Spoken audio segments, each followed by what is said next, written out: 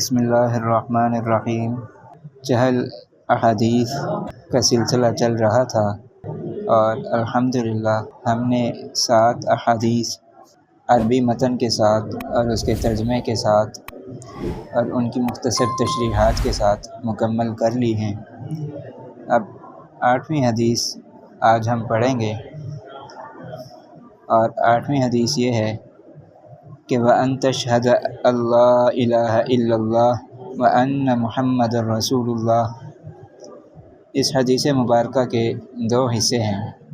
ایک یہ کہ تو گواہی دے اس بات کی کہ لا الہ الا اللہ، کہ اللہ کے سوا کوئی الہ نہیں، اور دوسرا حصہ وَأَنَّ مُحَمَّدًا رَّسُولُ اللَّهِ، اور یہ کہ محمد صلی اللہ علیہ وسلم اللہ تعالیٰ کے آخری رسول ہیں، پیغمبر ہیں اور بندے ہیں۔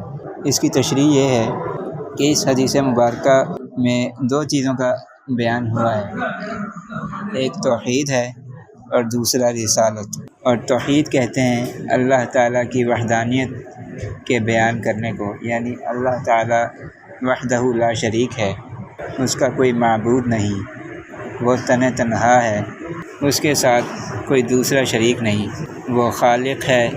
اور اللہ تبارک و تعالیٰ قرآن پاک کے اندر ارشاد فرماتے ہیں اللہ خالق کل شیء، اللہ تعالیٰ ہر چیز کا خالق ہے، یعنی ہر چیز کو پیدا کرنے والا ہے۔ اور اسی طرح ان اللہ علی کل شیء قدیر، اللہ تعالیٰ ہر چیز پر قادر ہے، ہر چیز اللہ تعالیٰ کے قبضہ قدرت میں ہے، اللہ تعالیٰ کے کنٹرول میں ہے، کوئی بھی چیز اللہ تعالیٰ کے قبضے سے، قدرت سے اور اللہ تعالیٰ کے کنٹرول سے باہر نہیں ہے۔ اسی طرح قرآن پاک میں اللہ تعالیٰ بے شمار جگہ پر ارشاد فرماتے ہیں اور اپنی ذات کا تعارف کرواتے ہیں۔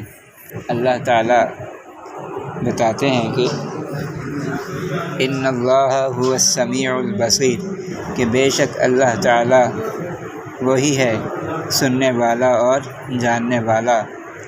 اور کہیں پر اللہ تبارک و تعالی ارشاد فرماتے ہیں واللہ خبیر بما تعملون، کہ جو کچھ تم کرتے ہو اللہ تعالی اس سے باخبر ہے، یعنی ایسا نہیں ہے کہ تم جو بھی کرتے رہو اللہ تعالی کو اس کی خبر نہ ہو، اللہ تعالی نعوذ باللہ اس سے غافل ہو جائیں، ایسا نہیں ہے۔